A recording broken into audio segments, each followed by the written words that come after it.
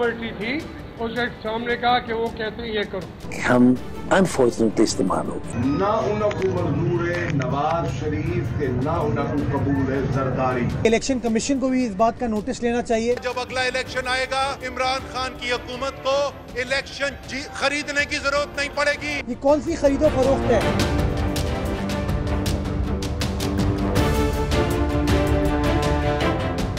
Very warm welcome to News Line. मैं हूं doctor Maria Zulfikar Khan. Viewers, Pakistan में जब भी जमहूरियत जड़ पकड़ने लगती है तो ताकत की राहदारियों में बैठे किसी अहम जिम्मेदार का कोई बयान मंजर आम पर आ जाता है और जमहूरियत फिर से डगमगाने लगती है। तहरीक इंसाफ को अवाम के वोट से हुकूमत में आए 6 महीने हुए कि अब शाह महमूद कुरैशी साहब का इलेक्शन से पहले का एक बयान सामने आ गया है। क्या कह रहे हैं हमारे वजीर खारजा इलेक्शन कैंपेन के दौरान, आइए सुनते हैं। मुल्क के अंदर जेडे फैसला कुन ताकत है उन्हां दा जेडे मैं तासुरात सुनदा ये तो दस देवा उन्हां ज़हन बना के दे ते दिल ते लीका पा के दे। ना उनको मंजूर है नवाज शरीफ के, ना उनको कबूल है जरदारी। और कई पार्टी सवाए तहरीक इंसाफ के नजर दी में अंपायर की उंगली से फैसला साज कोर्टों तक का ये सफर तहरीक इंसाफ पर बहुत भारी गुजरा है। कभी जावेद हाशमी ने धरना कहानी सुनाई तो कभी खुर्रम नवाज गंडापुर ने लंदन प्लान की तौसीक की। कभी मुरीद कुरैशी ने अपने बड़े भाई शाह महमूद कुरैशी के इरादे जाहिर किए तो कभी असद उमर ने आइंदा इलेक्शन पर मुतनाज़ा बयान दाग दिया। मुस्लिम लीग नून तो एक अरसे से वोट की इज्जत तलाश कर ही रही थी। अब पाकिस्तान पीपल्स पार्टी ने भी कप्तान के अहम खिलाड़ी के इस स्ट्रोक पर इलेक्शन कमीशन और सुप्रीम कोर्ट से नोटिस लेने का मुतालबा किया है। इस तनाजुर में आज हम न्यूज़ लाइन के प्लेटफॉर्म से 3 अहम सवाल उठाएंगे। सवाल नंबर 1, शाह महमूद कुरैशी से फैसला साज कुव्वतों का जिक्र किन मालूमात पर मबनी था? क्या इलेक्शन और एहतसाब अमल की शफाफियत पर अपोजिशन को तसल्ली बख्श जवाब मिल पाएगा? यह है सवाल नंबर 2। और सवाल नंबर 3, मौजूदा सियासी माहौल में माइनस फॉर्मूला की हकीकत क्या है? इस पर हम बात करेंगे। हमारे साथ इस वक्त शेख रोहेल असगर साहब जो हैं वो मौजूद हैं। पाकिस्तान मुस्लिम लीग नवाज से आपका ताल्लुक़ है, लाहौर से हमें ज्वाइन कर रहे हैं। इम्तियाज़ शेख साहब पाकिस्तान पीपल्स पार्टी से आपका ताल्लुक़ है, हमें कराची से जो है वो ज्वाइन कर रहे हैं। और हलीम आदिल शेख साहब हमारे साथ फ़ोन लाइन्स पर मौजूद हैं, पाकिस्तान तहरीक इंसाफ से आपका ताल्लुक़ है। तो अगर हलीम आदिल शेख साहब से जो है वो गुफ्तगू का आगाज़ करूँ। हलीम आदिल शेख साहब, ज़रा ये बताएंगे ये किन फैसला कुन कुव्वतों का जो है वो जिक्र कर रहे हैं शाह महमूद कुरैशी साहब इलेक्शन कैंपेन में? किसकी बात हो रही है ये? देखिए, चूंकि आपने, मैं टेलीफोन पर हूँ, थोड़ा मोटी मोटी बात बता दें क्या कहा है उन्होंने, चूंकि मुझे समझ नहीं आया। जी जरा प्रोड्यूसर साहब, अगर आप हलीम आदिल शेख साहब को दोबारा जरा सुनवा सकें कि शाह महमूद कुरैशी साहब ने इलेक्शन कैंपेन के दौरान जो है वो बात चल रही है और अब वो वीडियो मंजर आम पर आई है, तो अगर सुनवा सकें प्रोड्यूसर साहब, फिर आगे चलते हैं। मुल्क के अंदर जेडे फैसला कुन ताकत है उन्हां दा जेडे मैं तासुरात सुनदा ये तो दस देवा उन्हां ज़हन बना के दे ते दिल ते लीका पा के दे। ना उनको मंजूर है नवाज शरीफ के, ना उनको कबूल है जरदारी। और कई पार्टी सवाए तहरीक इंसाफ के नजर दी में हलीम आदिल शेख साहब, अब तो आपने सुन लिया होगा। मैं ये आपसे जानना चाहती हूँ कि इलेक्शन में फैसला कुन कुव्वतें जो होती हैं वो तो अवाम होते हैं, तो अब ये शाह महमूद कुरैशी साहब किन कुव्वतों की बात कर रहे हैं जिनको ना नवाज शरीफ साहब मंजूर हैं, ना आसिफ अली जरदारी साहब मंजूर हैं? ये कौन सी कुव्वतें हैं सर? जवाब तो आपने खुद दे दिया है। लाजमी बात है, जब एक जमाने में बात होती थी अंपायर, तो अंपायर भी अवाम है, फैसला कुन कुव्वत भी अवाम है। और अवाम ने तय कर लिया था कि ना जरदारी खपे ना नवाज शरीफ। कैसे? अभी तो इलेक्शन नहीं हुआ था सर। हाँ ना, अवाम ने नजर आ रहा था ना जी। सर्वे बोल रहे थे, जलसे बोल रहे थे, ये करप्शन के पनामा के केसेस बोल रहे थे, सिंध में पीपल्स पार्टी की नाकामी बोल रही थी। लाजिम बात है, रोज़े रोशन की तरह आया था कि अवाम क्या चाहती है। मीनार पाकिस्तान का जलसा आपको पहले से पता था कि ये होने जा रहा है?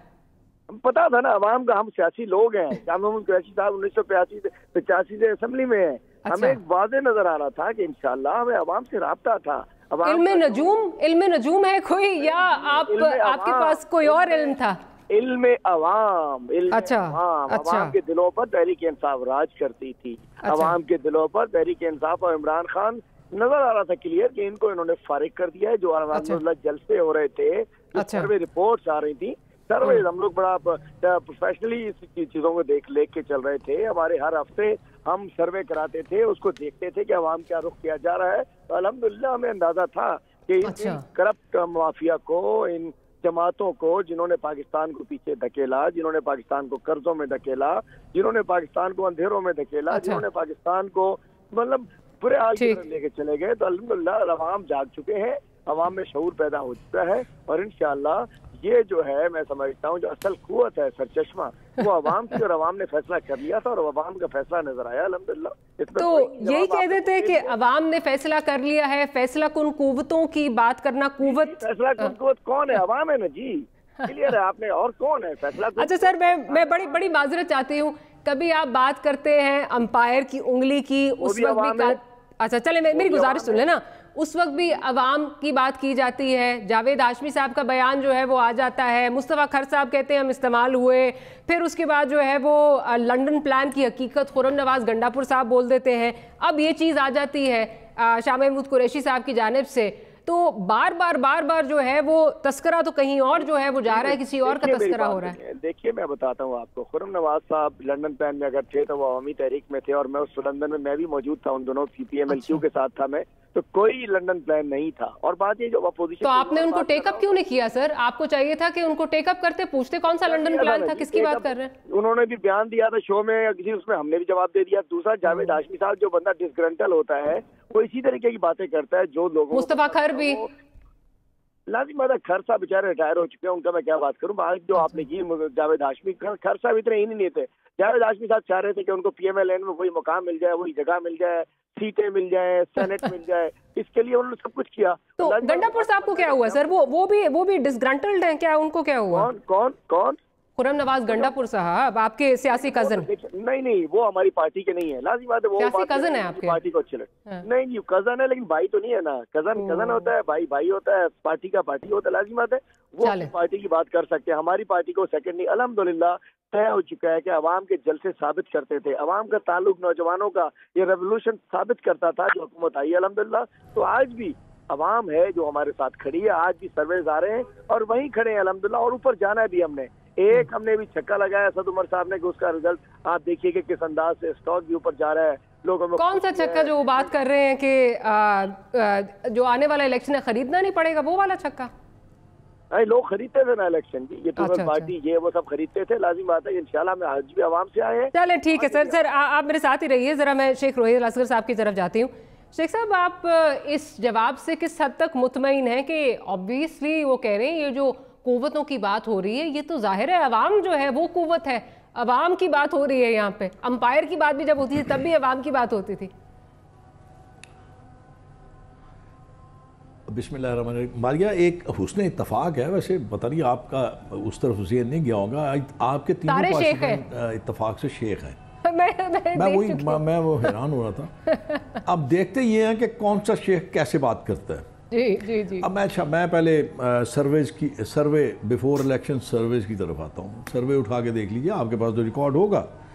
आप किसी एक सर्वे को उठा के देख लीजिए जिसमें तहरीक इंसाफ को जीतता हुआ दिखाया गया हो, किसी एक सर्वे में। मैं ज़्यादा नहीं करता, एक आध निकाल लीजिए।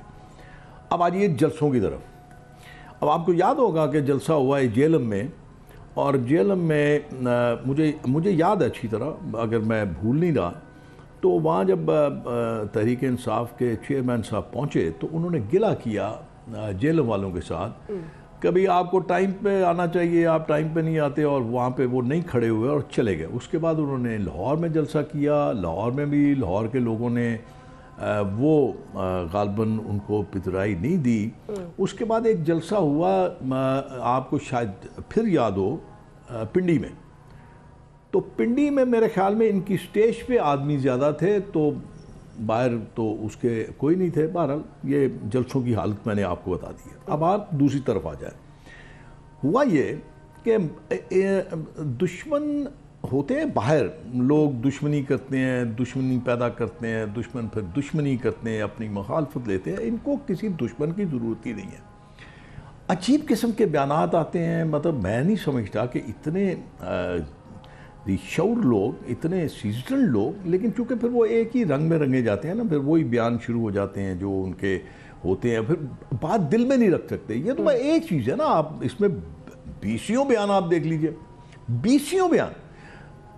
केस चल रहा है सुप्रीम कोर्ट में, जज साहब ने फैसला क्या देना है वल्लाह आलम, जज साहब को पता है या मेरे अल्लाह को पता है, लेकिन फैसले के जितने होते हैं अपना मदरजात, वो सब के सब पहले बयान कर दिए जाते हैं। हम ना करें, आप बात ना करें तो ज़्यादा बेहतर रहता है कि चलिए कुछ थोड़ी इबहाम रहता है, कुछ थोड़ी सी शक में रहती बात, कुछ उसमें चीज़ें पसे पुश चल जाती हैं।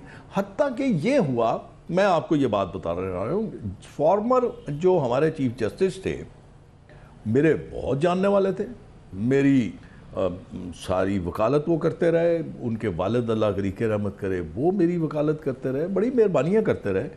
मैंने कभी आज तक उनको देखने की या उनसे मिलने की जुर्रत या कोशिश नहीं की, इसलिए कि मुझे क्या ज़रूरत है एक किस्म कन्फ्यूजन क्रिएट करूं। एक वजीर जिसका ताल्लुक कोई नहीं लेके फूल के गुलदस्ता उनके यहाँ चला जाता है उनको सेहत पे मुबारक देने के लिए।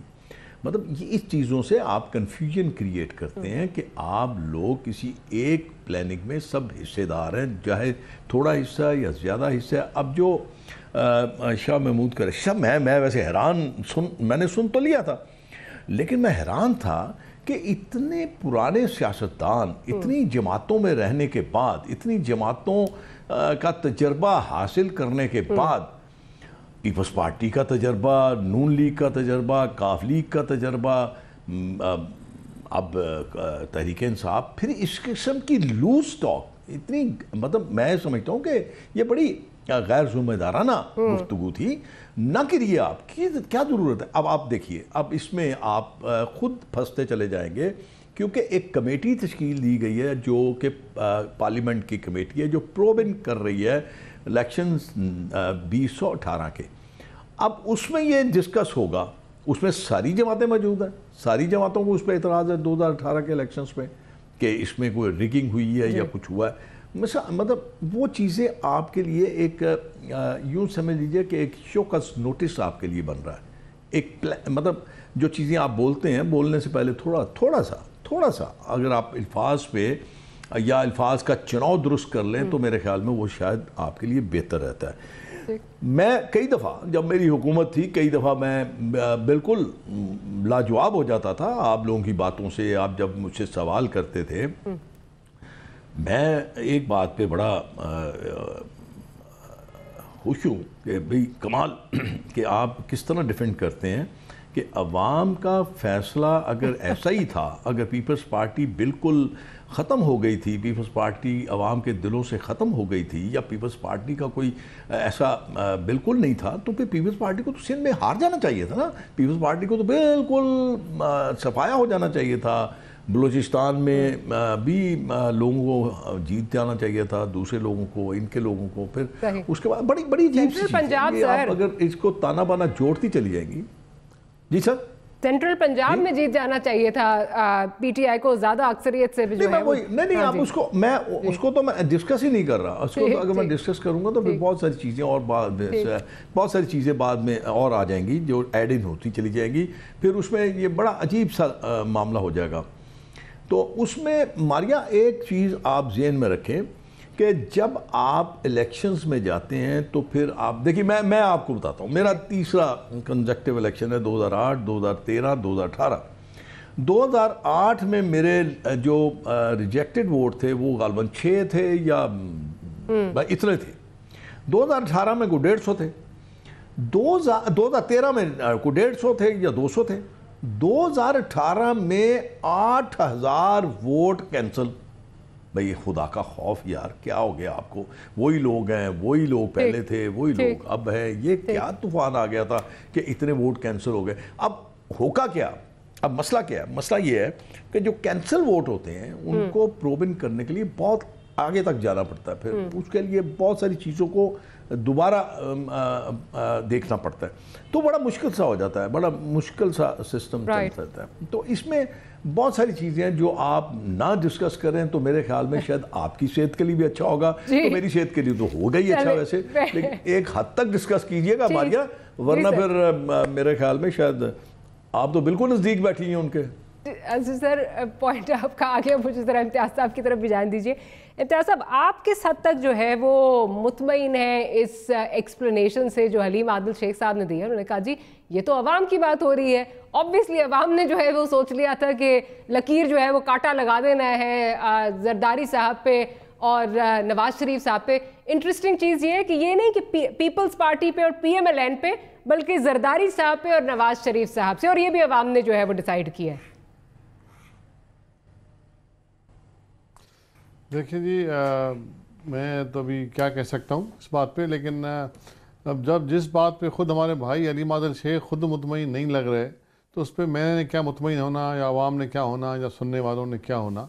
क्योंकि जिस तरीके की उन्होंने बात की, तो उससे पहले जो मतलब शाह महमूद साहब बात कर रहे हैं, या मतलब जावेद हाशमी बात कर ली, या खुर्रम नवाज साहब ने बात की, या अपना और जो बाकी जो दोस्त थे मुख्तलिफ़ वक्तों में बात करते रहे इस बात पे, उंगली का इशारा और मतलब मुख्तलिफ़ चीज़ें होती रही हैं, तो उसमें तो कोई ढकी छुपी बात है ही नहीं ना। वो तो मतलब अब पूरा एक वाज़े हो गया है।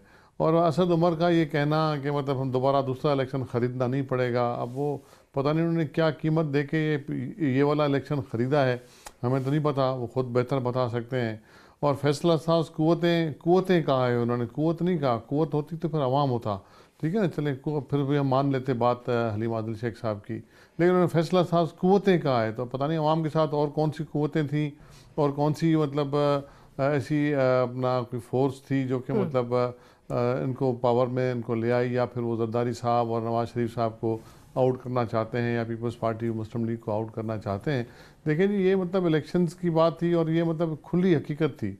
और उसके बाद फिर आपने देखा कि कोई मतलब वन वे को फैसला तो कहीं भी नहीं आया, ठीक है ना। वहाँ तो फिर मांगे तांगे की हुकूमत बनी और फिर मुख्तलिफ़ लोगों को मिलाया गया, शामिल किया गया, फिर मुख्तलिफ़ पार्टीज़ मिलाई गई।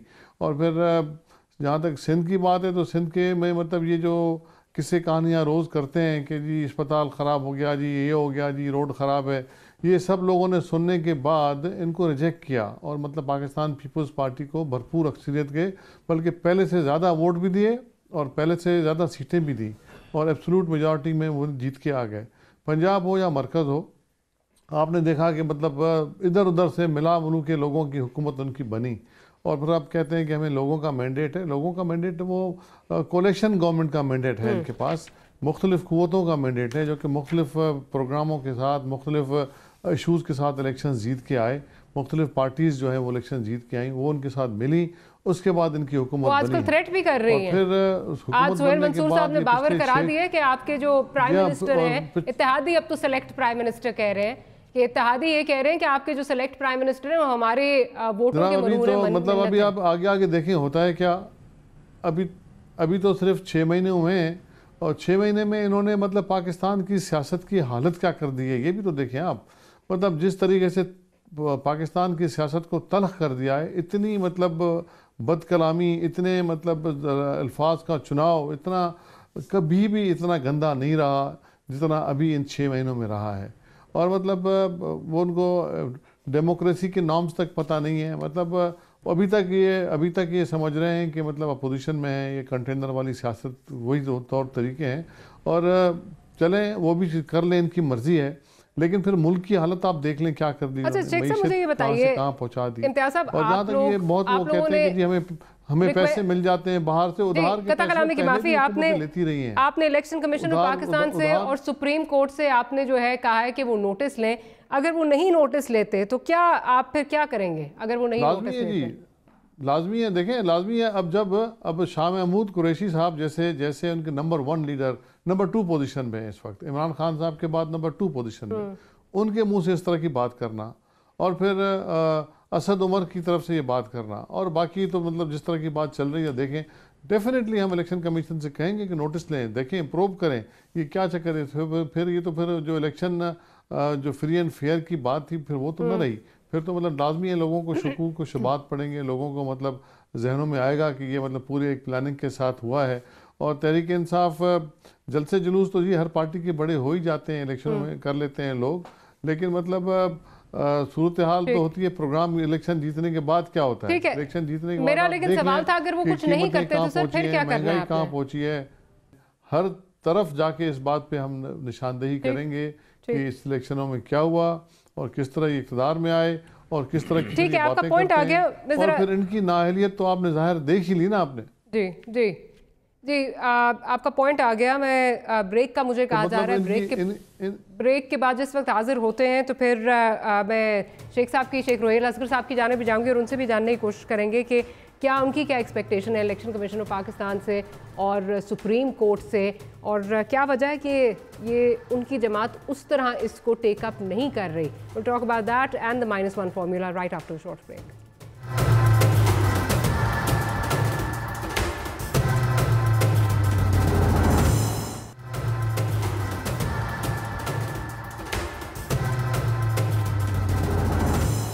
Welcome back after the break. Haleem Badal आपकी जानिब जाऊंगी। हलीम साहब ये बताइए कि अगर इस बयान से जो आज की सिचुएशन है अगर उसकी मंजर कशी की जाए तो नवाज शरीफ 62(1)F में नाअहल हो गए, वो साइडलाइन हो गए, उन पे लकीर बकौल शाह महमूद कुरैशी साहब के लग चुकी है। अगली बारी जरदारी साहब की है, उन पे भी लकीर मुबैना तौर पे लगता है लगने जा रही है।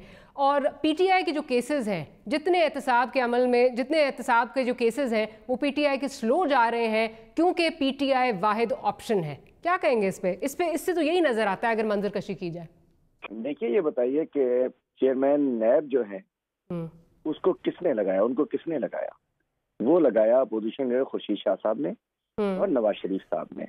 उसमें हमारा ना कोई लेना ना कोई देना। नहीं, आपसे कंसल्टेशन तो हुई थी ना, आपके लीडर ऑफ द ऑपोजिशन ने आपसे भी कंसल्ट किया था सर। नहीं जी, हमारी फिर कंसल्ट आपसे किया था। हाँ जी, नहीं, हमारी पेशकश नहीं था, मैंने इसका शोएब सडल साहब का नाम। पेशकश की बात नहीं है सर, आपसे कंसल्ट किया था आपने। पीपल पार्टी अपोजिशन और गवर्नमेंट की तरफ से होता है, leader of the house with the opposition leader जो है वो ऑपोजिशन पार्टीज को भी रिप्रेजेंट करता है। हमारे रिकमेंडेड नहीं थे, ये इनके अपने थे। बात यह कि आज नैब आजाद इदारा है, नैब कोई एंटी करप्शन नहीं है कि उसको वहाँ का लोकल वजीर शेख चला रहा हो।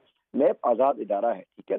प्रोड्यूसर साहब जरा कता कलामी की माफी, प्रोड्यूसर साहब जरा नैब कितना आजाद है वो भी जरा निकाल के रखिए, सुनवाना चाहेंगे हम हलीम साहब को। जी जी बोलिए। मेरे सामने एक है हमारे मोहतरम इम्तियाज शेख साहब, दूसरे रोहित असगर साहब और तीसरी आप, तीनों मिलकर एंगल साहब। एंकर तो नहीं, आप मुझसे वो कर रही है तो ठीक है, आपका हक है। मैं समझता हूँ कि नैब आजाद है, कोई ऐसा केस नहीं है कि हमारा स्लो किसी का तेल हो। लाजिम बात है कि जो तेज करप्शन करेगा उसमें तेज एहतसाब होगा, जो ज्यादा करप्शन करेगा उस पर ज्यादा एक्शन होगा। अगर कहीं कुछ नहीं है तो कैसे पकड़ा जाएगा? जबरदस्ती तो नहीं होता ना जी। और ये लोग गवर्नमेंट। अच्छा, माजरत के साथ हलीम साहब माजरत के साथ अलीम खान साहब का कहा गया कि म्यूचुअल लीगल असिस्टेंस के जो हैं वो राब्ते हो रहे हैं और ये आज से कोई 3-4 महीने पहले की बात थी। तो क्या वहां से कुछ आया है सर अभी तक म्यूचुअल लीगल असिस्टेंस का जो चल रहा था केस अलीम खान साहब का? पूछिए ना, नैब से पूछिए, आप लोग मीडिया वाले हैं उनसे पूछते हैं। बात ये कि नैब आजाद है। नहीं, आजकल जो नैब से पहले तो आप लोग बताते हैं कि क्या होने जा रहा है, क्या है, नैब के डीजी आके बात करते हैं तो आप लोग डिफेंड करते हैं। तो मैंने कहा पूछ लूं आपसे, शायद आपको मालूम हो। हमारा फर्ज है कि जो होने जा रहा है, जो हमें नजर आ रहा है वो हम जरूर अवाम को बताएं। अवाम से हमारी कमिटमेंट थी कि करप्शन से पाक पाकिस्तान बनाना है। इमरान खान अब जरा सुन लीजिए, आपने कहा नैब आजाद है, अगर आपको सुनवा दूं कि नैब चेयरमैन क्या कहते हैं आज़ादी के हवाले से, नैब चेयरमैन क्या कहते हैं, जरा सुन लीजिए। ये कहा गया कि जी नैब पे तो कन्विक्शन का रेशो 7% है, वो पता नहीं 0.7 लगाना क्यों भूल गए। इस वक्त नैब में कन्विक्शन का रेशो 70% से अबव है। और ये मैं दावे से कह रहा हूँ, हमारे नैब के वसाइल महदूद वसाइल हैं। नैब का बजट बहुत महदूद बजट है। हार्डशिप अलाउंस वगैरह, हायरिंग की फैसिलिटीज़। जब भी हुकूमत वक्त के किसी बंदे के ख़िलाफ़ इंक्वायरी शुरू होती है तो और तो कुछ नहीं कर सकते, कभी अलाउंस बंद कर दिया, कभी बजट पे कट लगा दिया। जी हलीम आदिल साहब, ये 6 दिसंबर 2018 को जब नैब चेयरमैन ने बात की, और उससे थोड़े दिन पहले जो इमरान खान साहब ने 100 डे तकरीब में कहा कि नैब की कन्विक्शन रेशो बहुत कम है, उसके जवाब में ये बात उन्होंने की और उन्होंने कहा कि जी हुकूमत वक्त पे जब हाथ डालें तो कभी बजट ख़त्म हो जाता है, कभी अलाउंस जो है वो रोक ली जाती है। कितना आज़ाद है नैब? देखिए बात यह है कि ये जो मुल्तिकर कर रहे हैं वो उस पुरानी हुकूमतों का कर रहे हैं। अभी तक तो हमारे जब वो आया दिसंबर आया है, 4 महीने गुजरे हैं ना, इस दौरान तो नाव के बजट रोका गया। और देखिए कंट्रोवर्सी बात हो रही है कि मतलब वो नैब का बजट रोका गया, जो उनकी प्ली बार्गेन्स में मिलता था वो नहीं उनको दिया गया, उसी पे बात कर रहे हैं वो, और आपकी हुकूमत के दौरान की बात हो रही है। देखिए इमरान खान साहब और वो एक पेज पर नहीं है। अच्छा, हम समझ सकते हैं कि जस्टिस जावेद इकबाल साहब अच्छा काम कर रहे हैं। नैब स्लो जा रहा है, 50 लोग जो हैं वो अंदर होते, मैं नैब चेयरमैन को कहूंगा स्लो जा रहा है, नहीं कुछ नहीं। देखिए इसका मतलब है कि एक पेज पे तो नहीं है ना। हम समझ सकते हैं कि अगर उन्होंने कहा प्राइम मिनिस्टर ने कि नैब स्लो जा रहा है तो बात तो कर सकते, कमेंट तो किया, जब सुप्रीम कोर्ट के फैसलों पे कमेंट किया जा सकता है, लेकिन नैब को प्रेशराइज करके नैब को तेज तो नहीं कराया ना। इसका मतलब है कि नैब को हमें क्या पता तेज हो रहा है कि नहीं। वो कह रहे हैं जी हम हुकूमत वक्त पे हाथ डालते हैं तो हमारे अलाउंस रोक ली जाती है। हमारे तो 4 महीने, उस दिसंबर में हमें कितने महीने हुए थे? 4 महीने। अच्छा जरा नैब को जो धमकियां दी, जो नैब को धमकियां दी जाती हैं, कभी फवाद चौधरी साहब कहते हैं कि ये केसेस नहीं होने चाहिए, कभी कोई और उठ के जो है वो बात करता है, तो नैब कितना आजाद है सर? अगर कहते हैं तो सुनवा भी देती हूँ। ये तो हम कहते हैं, जरदारी साहब ने नहीं कहा था, पूछिए कि मैं इसकी जुर्रत नैब की कि मुझ पर हाथ डाले। वो लोग कुछ कहते हैं, लाजिम बात है, एक बात है हम रखते हैं कि जी प्राइम मिनिस्टर पे केस नहीं हुआ, फवाद चौधरी ने रखी, उन्होंने धमकाया तो नहीं। सर वो उस वक्त हुकूमत में नहीं थे, और उस वक्त नवाज शरीफ साहब की हुकूमत थी। अब तो आपकी हुकूमत है, तो हम एक्सपेक्ट कर रहे थे शायद आप जिस तरह बात करते हैं चीजें कोई मुख्तलिफ होंगी। देखिए धमकी नहीं दी, अपनी बात रखना कि नहीं होना चाहिए, कोई भी रख सकता है बात, अपनी बात करने पे कोई पाबंदी नहीं होती। इसका मतलब अगर हम और नैब एक होते, अगर नैब हमारे साथ थ्रू होता, अगर नैब हमारे कहने में होता, तो फिर फवाद चौधरी प्रेस कॉन्फ्रेंस ना कर रहे होते, नैब चेयरमैन के काम नहीं कर। ऐसी बात नहीं है। इसका मतलब है कि नैब चेयरमैन आजाद है, नैब आजाद है, पर नैब जो कर रहा है उसमें हुकूमत। जी बिल्कुल, चलें सही है, ठीक है, आपका पॉइंट आ गया।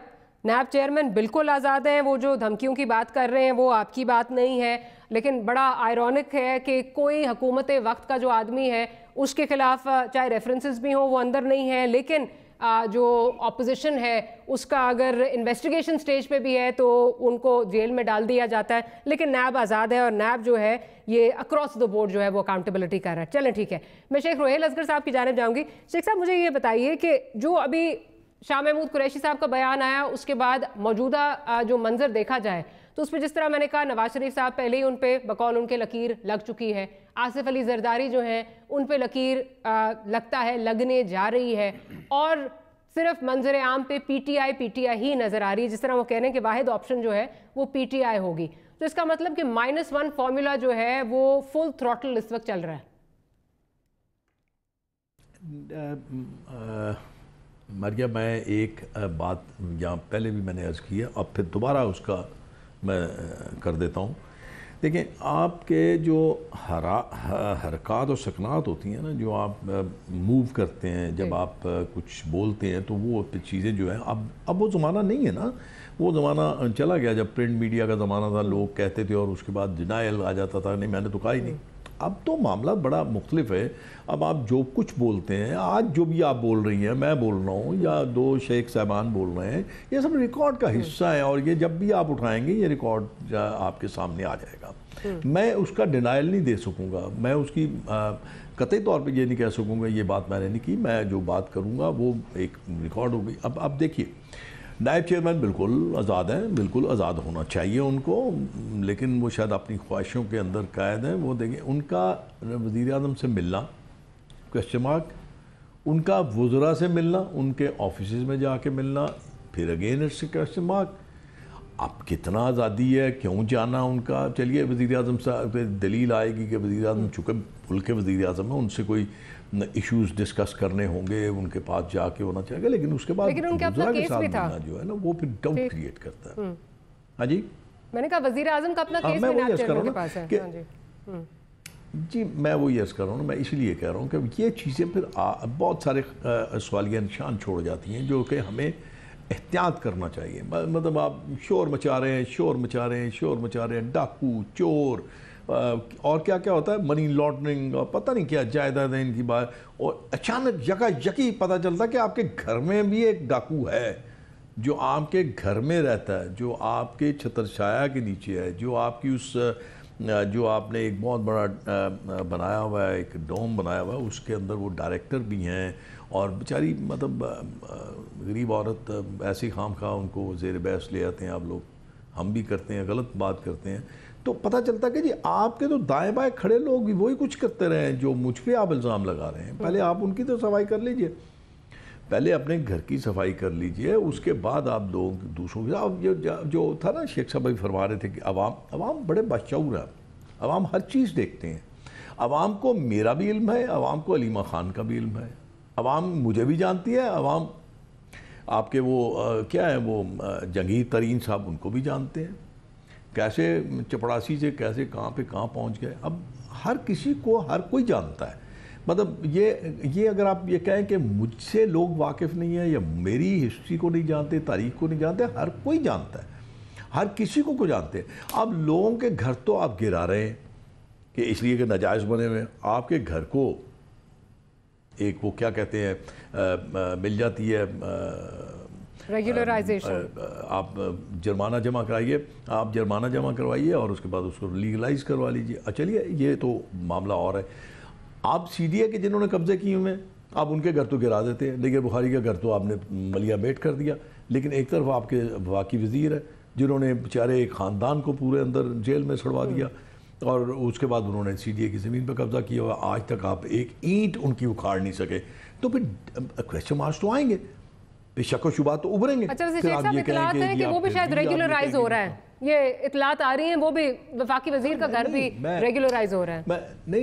मैं वो तो मैं बात कर ही रहा, चूँकि मेरी तो उसमें दायरा इख्तियार में नहीं है, ना उसको रेगुलराइज करना ना उसको डी रेगुलराइज करना, मैं तो वो बात ही नहीं कर रहा। मैं तो ये आपको बता रहा हूँ, मैं उसका मुआवजा कर रहा हूँ, आपको उसकी चीज़ें दिखा रहा हूँ कि ये चीज़ें जब होंगी तो मैं कैसे किसी को कह सकता हूँ। अगर मैं खुद चोर हूँ तो मैं किसी को कैसे कह सकता हूँ, मैं तो किसी पे उंगली नहीं उठा सकता ना। अब लोग सब, मैं इसीलिए कह रहा हूँ, लोग सब जानते हैं, क्रेडिबिलिटी आपकी जो है वो आपके सामने है। मैं एक मिसाल के तौर पे मैं एक और मिसाल देता हूँ। नवाज शरीफ इत्तेफाक से, अल्लाह की करम से, मैं पिछले टेन्योर में भी था, तो एक यकायक मियाँ साहब नवाज शरीफ साहब जब गए प्राइम मिनिस्टर थे सऊदी अरब, तो कुछ मामला तय हुए, कुछ मामला आ गए, तो उसमें बड़ा वावेला और तहरीक इंसाफ बहुत आगे थी उस वावेले में, उस इख्तलाफ में सबसे आगे थे कि सऊदी अरब के साथ कैसे हो सकता है, अब हम नहीं करने देंगे, हम आपको तो 1 इंच क्या 1 सेंटीमीटर आगे नहीं बढ़ने देंगे, आप कैसे कर सकते हैं। अब वही सऊदी अरब से आप पैसे ले रहे हैं, लेकिन आप बता तो दें आपने बेचा क्या है, कौन सा सौदा बेच के आए हैं, ये तो बता दें।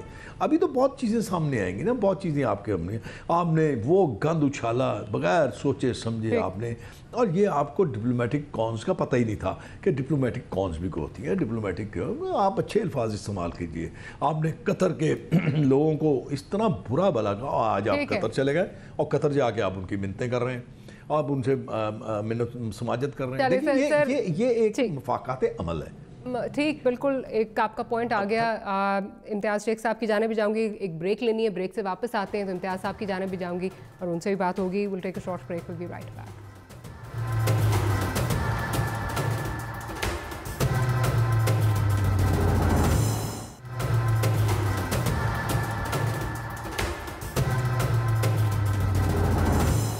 Welcome back after the break. Imtiaz साहब की जाने जाऊंगी। इम्तियाज़ साहब, इस वीडियो के बाहर आने के बाद एक तो ऑब्वियसली जो इलेक्शन है उसकी शफाफियत पे सवाल उठ रहे हैं, दूसरा जो -1 वाली डिबेट है वो दोबारा -1 फार्मूला पे डिबेट दोबारा शुरू हो गई है कि इसने तो एक तरह से उस फार्मूले पे वो जो प्लान है उस पर मोहर लगा दी कि हाँ यही हो रहा था, क्योंकि आज से तकरीबन कोई 8 महीने 10 महीने पहले जो है ये बात उस वक्त शाह महमूद कुरैशी साहब ने की थी। क्या कहेंगे इस पर?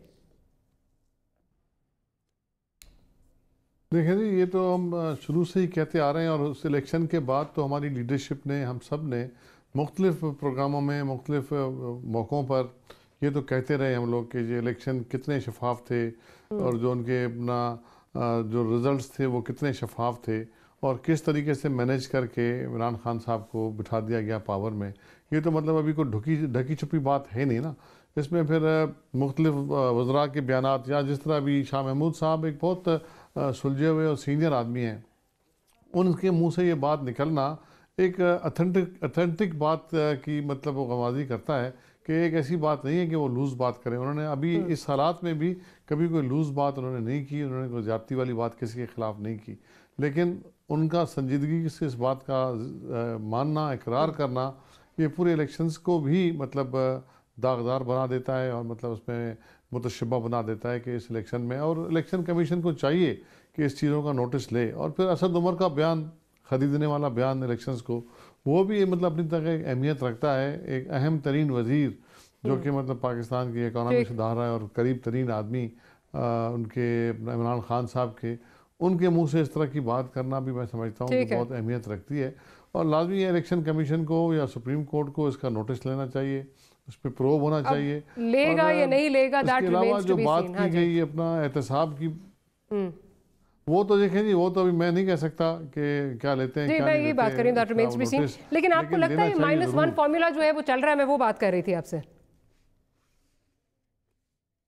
देखें जी, -1 फार्मूला तो बहुत पुरानी एक सिलसिला चल रहा है, और इसमें मतलब ये कहानियाँ आती रही थी कि जी अल्ताफ़ हुसैन और नवाज शरीफ साहब और हमारी पाकिस्तान पीपल्स पार्टी की लीडरशिप को -1 करेंगे। लेकिन एक बात मैं आपको मारिया बता दूं, ये उन्होंने भुट्टो साहब को भी -1 करने की कोशिश की थी, और उसके बाद बेनज़ीर साहिबा को भी की थी, और मतलब आसिफ जरदारी साहब को भी करते रहे, लेकिन ये कामयाब नहीं हो पाते। मतलब क्योंकि पाकिस्तान पीपल्स पार्टी लोगों के दिलों में है, लोगों के जहनों में है, और ऐसी पार्टियाँ थोड़े अरसे के लिए तो चलें, उन लीडरों को थोड़ा बाहर किया जाता है। आप नवाज शरीफ साहब का मिसाल देख लेना, पिछली हुकूमत में कितना वो जेल में रहे, सऊदी अरब चले गए, फिर वो वापस आके प्राइम मिनिस्टर बन गए। तो ये मतलब वो ये जो भी होना है वो लोगों के ताकत से होना है, ये किसी इंतज़ामी फ़ैसले से कोई लीडरशिप किसी की ख़त्म नहीं की जा सकती। और ये -1 -2 फार्मूले जो हैं मतलब ज़रूर किसी की सोच हो सकते हैं, किसी का प्लान हो सकते हैं, लेकिन ये मुस्तकमिल नहीं हो सकते, और किसी भी लीडरशिप को यूँ ख़त्म नहीं किया जा सकता। और जो लीडरशिप, जो पार्टी पाकिस्तान की मजबूती के लिए काम करे, जो मतलब हर उस तरीके से जमहूरियत का दिफा करे और अपनी जानों का नजराना दे, शहादतें करे, शहादतें ले, तो वो पार्टी को, उस पार्टी की लीडरशिप को आप ख़त्म नहीं कर सकते। ये जरदारी साहब 11 साल जेल काट कर आए, केसेस थे, केसेस साबित तो नहीं कर पाए ना। अभी भी ये जो बातें करते हैं, ये जो JIT की बात आजकल बड़ी चली, लेकिन JIT के बारे में कहते हैं कि जी सुप्रीम कोर्ट ने बनाई। JIT ज़रूर सुप्रीम कोर्ट ने बनाई, लेकिन JIT में कौन से अफसर थे? उसमें तो FIA के लोग थे जो कि मरकज़ी हुकूमत के लोग हैं, SCCP के लोग थे जो कि फेडरल गवर्नमेंट के लोग हैं, स्टेट बैंक के लोग थे जो कि फेडरल गवर्नमेंट के लोग हैं। तो इसमें वो अफसरान जो तमाम के तमाम फेडरल हुकूमत के ज़ेर असर हैं, उन लोगों की एक टीम बनी, और उन्होंने फिर वो सुप्रीम कोर्ट में रिपोर्ट ले गए। अब वो कोर्टों में आनी है, और सुप्रीम कोर्ट ने भी उसको मतलब पूरी तरह नहीं माना, और उन्होंने नैब को भेज दिया कि फर्दर प्रूव करें। माजरत के साथ एक चीज बताइए कि जस्टिस साहब ने JIT अगर इसमें सिंध पुलिस जो है वो होती तो आप जो है वो राजी होते, आप फिर सेटिस्फैक्शन होती कि इसमें मरकजी इदारे जो हैं वो मौजूद नहीं है, तो सेटिस्फैक्शन तब होती सर? क्योंकि नहीं, हम ये कह रहे हैं सिंध पुलिस का तो इसमें रोल नहीं था, क्योंकि ये देखें सिंध पुलिस का रोल नहीं था। ये जो बात करते हैं ना, हम ये बार बार तहरीक इंसाफ के हमारे दोस्त कहते हैं कि हमारा उससे वास्ता नहीं है। हम कहते हैं कि आप इसमें डायरेक्टली जिम्मेदार हैं। ठीक है, नैब के चेयरमैन की आपने बात खुद सुनी कि कितना दबाव, कितना प्रेशर उनके ऊपर है, उनके फंड्स बंद कर दिए जाते हैं, उनके पैसे काट दिए जाते हैं, और ये एहतसाब अगर मतलब हुकूमत की तरफ आता है तो मतलब फिर आप यही देख लें ना। आप एहतसाब की मैं बात करूँ कि प्राइम मिनिस्टर पर नैब का इंक्वायरी चल रही है, CM KP पे नैब की इंक्वायरी चल रही है, डिफेंस मिनिस्टर ऑफ पाकिस्तान नैब को भुगत रहे हैं, लोकल बॉडीज़ के वजीर पंजाब के नैब को भुगत रहे हैं, वो सब के सब बाहर बैठे हैं, किसी का नाम ECL पे नहीं है।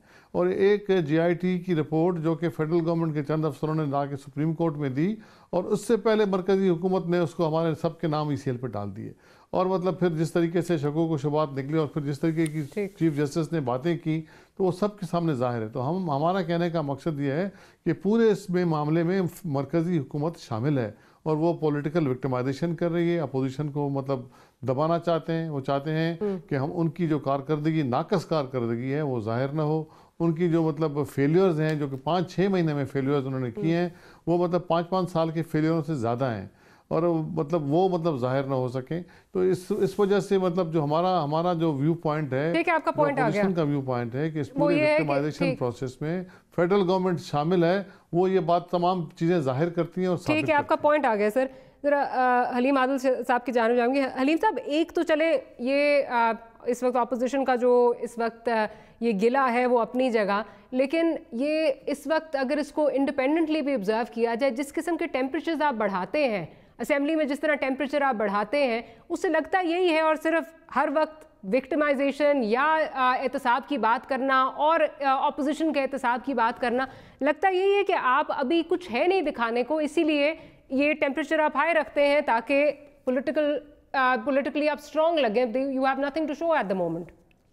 मेरा ख्याल है कि बहुत कुछ है दिखाने को और एहतसाब की जब हर रोज नई नई खबरें आएंगी तो एहतसाब की बात क्यों नहीं होगी, ठीक है ना। और अल्हम्दुलिल्लाह हमारे पास बहुत कुछ है दिखाने को। हमारे पास ये है कि ज़री टैक्स से कर्जे पर सर पुलिस ठीक हो गई, पुलिस के लिए कोई रिफॉर्म्स का आपने कोई काम किया सर? नहीं, सुन लीजिए ना, मैं आपको मेरी बात सुनिए, आपने सवाल कर दिया। कर्जे हंसना स्कीम का आगाज हो चुका है, टैक्स फाइलर्स के लिए विदहोल्डिंग टैक्स का खात्मा हो चुका है, नॉन फाइलर्स के लिए 1300 गाड़ी खरीदने की सहूलियत मिल चुकी है। इजाजत दीजिए सर, इजाजत दीजिए, जो 5 अरब का कर्जे हंसना आपने इंट्रोड्यूस कराया है वो लो इनकम घरों के लिए, आपको कितने पैसे चाहिए वैसे वो 50 लाख घर बनाने के लिए पहले साल में, जरा बताएंगे मुझे?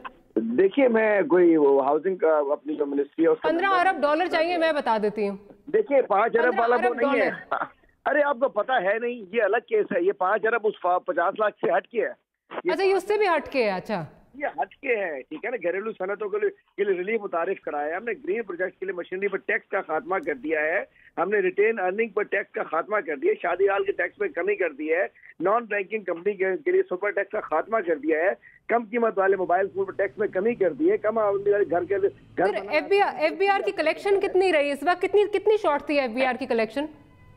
देखिए बात ये, मैं पहले सुन लिया मेरी बात, पावर सेक्टर में हमने कमी कर दी है टैक्स के हिसाब में। आज की रिपोर्ट आई है, आज की रिपोर्ट है कि इस वक्त भी पावर सेक्टर में जो लाइन लॉसेज हैं जिनको आप कंट्रोल नहीं कर सके, पेस्को इस वक्त जो है वो 36% लाइन लॉसेज पे है। बाकी तो छोड़े, आपके पास सुबह पिछले उसमें भी था ना, तो कौन से ये पुराना गंद सारा हम साफ कर रहे हैं। अच्छा, पुराना गंद पेस्को का भी आप साफ कर रहे हैं? अल्टीमेटली सारा पुराना गंद है, ये 20 साल का 10 साल का पुराना गंद है, उसको साफ कर रहे हैं और आगे भी बढ़ रहे हैं। अल्हम्दुलिल्लाह आज ये कि स्टॉक मार्केट में ऊपर जा रही, करने को बहुत कुछ है। 50 लाख घरों का काम हमारा शुरू हो चुका है अल्हम्दुलिल्लाह। इंटरनेशनली आज अमेरिका जो आप वो कहते हैं, ये जब बात कह रहा था, ये जाके पर्चियां जाके पढ़ते थे, दिन पर्चियां लेके। सर जिस वक्त ये बात आबिद शेर अली साहब करते थे ना लाइन लॉसेस की और ये साथ, तो आप कहते थे जी ये केपी को विक्टिमाइज कर रहे हैं, अब आप कह रहे हैं पुराना गन जो है वो हम निकाल रहे हैं। हम ठीक कर रहे हैं इंशाल्लाह, ठीक कर रहे हैं। मेरा मतलब ये है कि खारजा मुआहद के ऊपर अल्हम्दुलिल्लाह पूरी दुनिया में कोई इनको हाथ नहीं मिलाता था, पर्चियां लेके बैठे होते थे मुंशी बने हुए उसके सामने, ओबामा के सामने। आज अल्हम्दुलिल्लाह उनके सेनेटर कह रहे हैं कि जी उनको ट्रम्प को इनसे मिलना चाहिए। अफगानिस्तान में वो फार्मूला चल गया जो हम पहले कहते थे, सऊदी अरब से ताल्लुकात अच्छे हो गए हैं, कतर से ताल्लुकात अच्छे हो गए हैं, तो अब यूएई से ताल्लुकात अच्छे, मतलब कौन से वहां से अल्हम्दुलिल्लाह हमारे पास दिखाने के लिए, वैसे आपस की बात है, बहुत कुछ है हमारे पास अल्हम्दुलिल्लाह। चले, वैसे जिस वक्त नजर आएगा तो देखेंगे। फिलहाल तो ये नजर आता है कि प्राइम मिनिस्टर साहब खुद लेके आते हैं यूएई के फरमानवा को, और उसके बाद जब वो जा रहे होते हैं तो कोई और जो है वो लेके जा रहा होता है। पर्चियां उनके हाथ में भी थी जिस वक्त कतर वाले विजिट में थे, तो जरा ठीक चश्मा लगा लीजिए, इंशाल्लाह बहुत कुछ नजर आएगा। दूर का भी लगा लीजिए, करीब का भी लगा लीजिए, अल्हम्दुलिल्लाह बहुत बेहतरीन नजर आ रही है।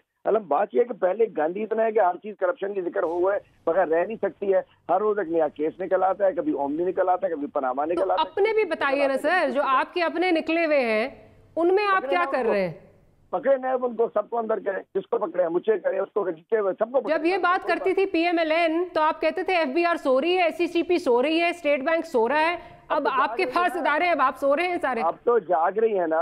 अलीमा खान साहब से एफबीआई ने टेस्ट ले लिया ना, उन्होंने अपनी रिपोर्ट अपनी ट्रेल पूरी सुप्रीम कोर्ट में दे दी ना। कहाँ मनी ट्रेल कौन सी दी सर उन्होंने? कौन सी मनी ट्रेल दी उन्होंने?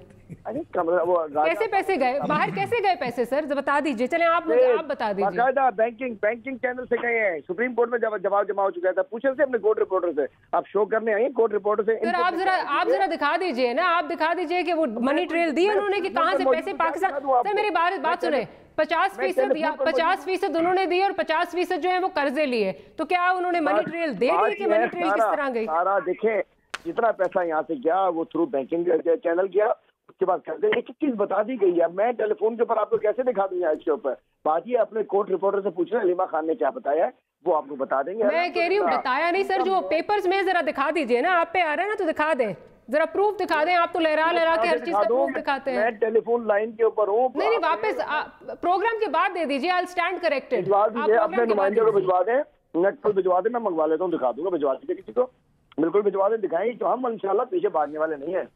हम साहब को फेस करेंगे, हम चैलेंजेस को फेस करेंगे इंशाल्लाह। नए पाकिस्तान में ना किसी से ढील होगी, ना किसी से डील होगी, ना किसी को छोड़ा जाएगा और ना अपनी जान छुड़ाई जाएगी इंशाल्लाह।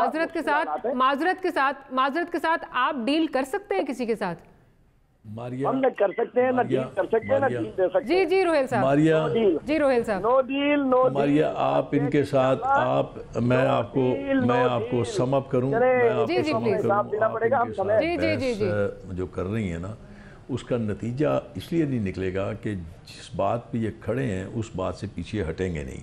अभी आप ये फरमा रहे हैं कि सुप्रीम कोर्ट है, खुदा के लिए यार, सुप्रीम कोर्ट के वो जो चीफ जस्टिस साहब थे, तारीख उनको बड़ी याद रखेगी, बड़े अच्छे अल्फाज के साथ। द कमाल किस्म का इंसान है कि जिस शख्स के वो वारंट जारी करता है, उसी शख्स के साथ वो तस्वीर अपनी उतरवाता है और फोटो सेक्शन करवाया है वो उसमें। चले सर, उनका तो आदमी का। मुझे प्रोग्राम अनफॉर्चुनेटली क्लोज करना है। रोहेल असगर साहब, इम्तियाज़ साहब और हलीम आदिल सेफ साहब, आपका बहुत शुक्रिया कि आपने प्रोग्राम के लिए वक्त निकाला। आपसे मुलाकात होगी कल। Good night and Allah.